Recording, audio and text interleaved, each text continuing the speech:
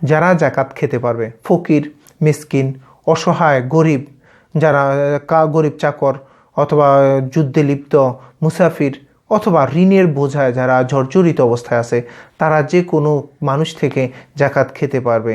আমরা যারা আমাদের বাড়ির পাশে, বিশেষ করে জাকাত দেওয়ার ক্ষেত্রে সর্ব অবস্থায় আমরা চেষ্টা করব যে আমাদের কাছের আত্মীয় স্বজনদেরকে জাকাত দেওয়ার জন্য।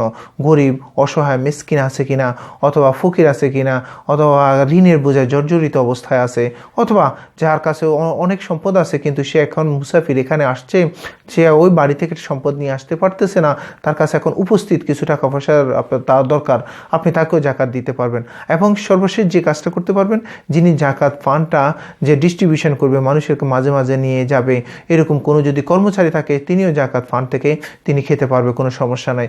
এই জন্য আমরা এই সমস্ত বিষয়গুলো, যাদের সামর্থ্যবান যে তারা এই সমস্ত বিষয়গুলো, ফকির, মিসকিন, অসহায়, যারা দরিদ্র, হতদরিদ্র আছে, বিশেষ করে নিজের কাছের লোকদের দিয়ে আমরা শুরু করবো আগে জাকাত দেওয়ার জন্য।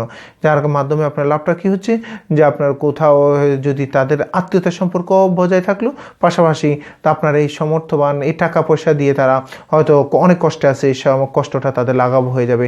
এসবভাবে বিভিন্ন সময় বিভিন্ন মাদ্রাসা ফান্ডে, হেফজোখানায় দেখা যায় গোড়া ফান্ড থাকে, অর্থাৎ জাকাত ফান্ড থাকে, ওখানে আপনি কি করতে পারবেন, জাকাত দিতে পারেন, কোনো সমস্যা নেই। তবে কোনো ধরনের উন্নয়ন কাজে, যেমন রাস্তাঘাট, ফুল ব্রিজ, এই সমস্ত কাজে আপনি কি করতে পারবেন না, জাকাতের টাকা খরচ করতে পারবেন। আমরা এদিকে অবশ্যই লক্ষ্য রাখবো ইনশাআল্লাহ।